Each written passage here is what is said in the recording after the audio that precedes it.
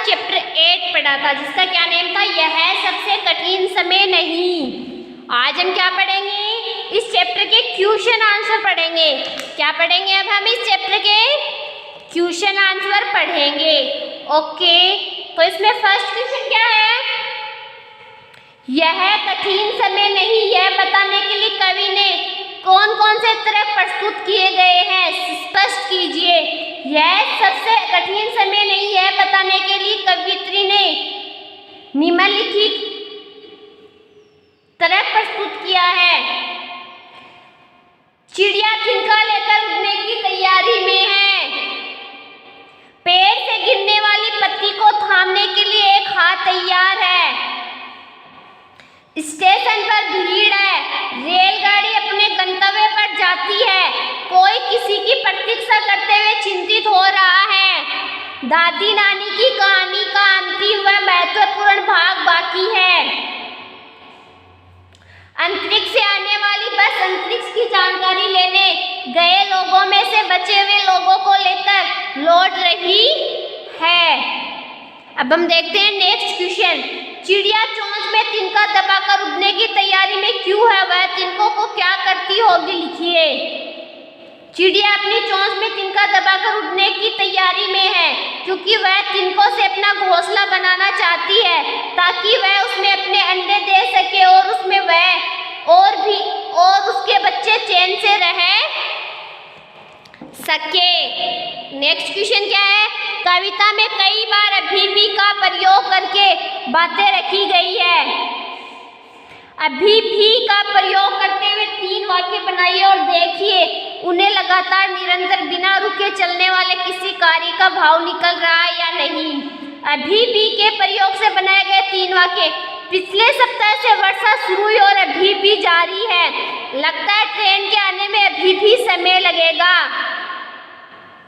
यहाँ विद्यालय न होने से लड़कियों को अभी भी पढ़ने शहर जाना पड़ता है। अगला क्वेश्चन क्या है, नहीं और अभी भी को एक साथ प्रयोग करके 3 वाक्य लिखिए और देखिए नहीं अभी भी के पीछे कौन से भाव छिपे हो। नहीं और अभी भी का प्रयोग से बने वाक्य, एक तो साल भर वर्षा नहीं हुई और ऊपर से सरकारी सहायता अभी भी नहीं मिली। नहीं वह कार्यालय से नहीं आया, उसे आने में अभी भी समय लगेगा।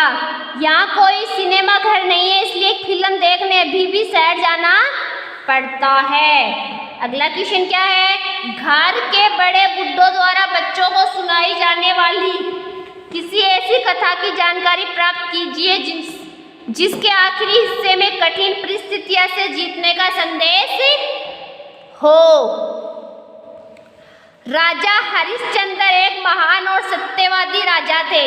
उनके सत्यनिष्ठ होने की चर्चा दूर दूर तक थी। उनके सत्य तप से देवलोक भी अछूता नहीं था। सभी देवगण सत्यवादी हरिश्चंद्र की प्रशंसा करते थे। देवताओं के राजा इंद्र से हरिश्चंद्र की सत्यवादिता के विषय में सुना तो उसने राजा हरिश्चंद्र की सत्यवादिता की परीक्षा लेने का निश्चय किया। परीक्षा लेने के लिए महर्षि विश्वामित्र ने राजा हरिश्चंद्र को शौपन में दर्शन दिए और उनसे दान में उनका राज्य और धन मांगा।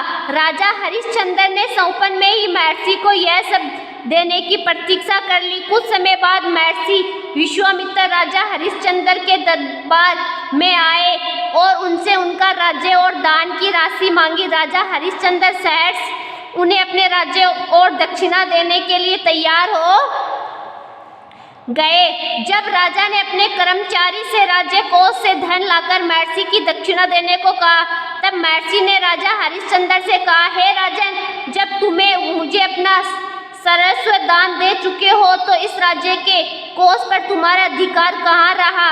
राजा हरिश्चंद्र ने महर्षि से कहा, हे ऋषि श्रेष्ठ, मुझे दक्षिणा की राशि एकत्रित करने के लिए कुछ समय दे जिससे मैं अपना वचन पूर्ण कर सकूं। महर्षि विश्वामित्र ने आज्ञा लेकर राजा हरिश्चंद्र अपनी पत्नी तारा और पुत्र रोहिताश्व के साथ महल से निकल पड़े। महर्षि की दक्षिणा एकत्रित करने के लिए उन्होंने अपनी पत्नी और पुत्र को एक सेठ को बेच दिया और स्वयं को भी शमशान के एक ढोम की बेच दिया। इस प्रकार महर्षि की दक्षिणा का प्रबंधन किया। शमशान के ढोम ने उन्हें शमशान में आने वाले प्रत्येक शव के लिए कर देने का आदेश दिया। राजा हरिश्चंद्र सत्यनिष्ठा और ईमानदारी से अपना कार्य करने लगे। उधर उनकी पत्नी व पुत्र भी सेठ के यहाँ काम करने लगे। एक दिन क्यारी से फूल तोड़ते समय रोहिताश्व को एक सांप ने डस लिया, जिससे उसकी मृत्यु हो गई। यह सिर्फ कोई अन्य नहीं, स्वयं राजा इंद्र थे। उनकी पत्नी तारा रोती हुई अपने पुत्र को अंतिम संस्कार के लिए उसी शमशान घाट पहुंची जहां राजा हरिश्चंद्र काम कर रहे और बात जानकर वह बहुत दुखी हुए, परंतु अपने कर्तव्य से पीछे नहीं हटे और अपनी पत्नी से अपने ही पुत्र के अंतिम संस्कार के लिए कर मांगा। तब उनकी पत्नी ने कर चुकाने के लिए जैसे ही अपनी साड़ी का आधा भाग फाड़ कर देना चाहा, वैसे ही महर्षि विश्वामित्र वहां प्रकट हो गए। इंद्र ने राजा हरिश्चंद्र से कहा, हे राजन, तुम धन्य हो, महान हो, तुम्हारी सत्यवादिता भी महान है। जिसने मात्र सौपन में दिए गए वचन के लिए अपना सर्वस्व त्याग दिया और अपने कर्तव्य पालन के लिए अपने पुत्र के शव का भी कर वसूलने को तैयार हो गए। तुम मेरी परीक्षा में श्रेष्ठ सिद्ध हुए हो। ऐसे कहते हुए इंद्र ने उनके पुत्र रोहिताश्व को जीवित कर दिया और राजा हरिश्चंद्र को उनका राज्य भी लौटा दिया। उपयुक्त कहानी से हमें यह शिक्षा मिलती है कि कठिन परिस्थितियों से निराश न होकर हमें अच्छे कार्य करना चाहिए। नेक्स्ट क्वेश्चन क्या है? आप जब भी घर से स्कूल जाते हैं, कोई आपकी प्रतीक्षा कर रहा होता है। सूरज डूबने का समय भी आपको खेल के मैदान से घर लौट चलने की सूचना देता है कि घर में कोई आपकी प्रतीक्षा कर रहा है। प्रतीक्षा करने वाले व्यक्ति के विषय में आप क्या सोचते हैं? अपने विचार लिखिए। प्रतीक्षा करने वाले व्यक्ति कोई ना कोई अपना ही होता है। घर से स्कूल जाने पर घर के सदस्य हमारे लौटने की प्रतीक्षा करते हैं। इनके बारे में मैं सोचता हूँ, वे लोग मुझे बहुत प्यार करते हैं तथा विशेष अपनत्व का भाव रखते हैं। वे चाहते हैं कि मैं उनकी आंखों के सामने रहूं। मुझे देरी से लौटने पर वे चिंतित हो जाते हैं। तो जो क्वेश्चन आंसर आज हमने पढ़े हैं, उनको आपको क्या करना है? उनको आपको पहले अपनी नोटबुक में अच्छे से राइट करना है। पहले क्या करना है? इस चैप्टर को आपको अच्छे से पढ़ना है और अच्छे से समझना है। फिर जो क्वेश्चन आंसर आज हमने पढ़े हैं, उनको क्या करना है? अच्छे से अपनी नोटबुक में राइट करना है। क्या करना है? अच्छे से अपनी नोटबुक में राइट करना और फिर इनको अच्छे से लर्न करना है। क्या करना है? इनको अच्छे से लर्न करना है।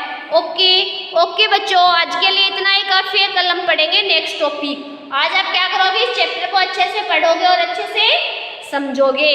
ओके, थैंक यू बच्चों। और इनके क्वेश्चन आंसर अच्छे से राइट कर उनको अच्छे से लर्न करोगे। ओके, थैंक यू बच्चों।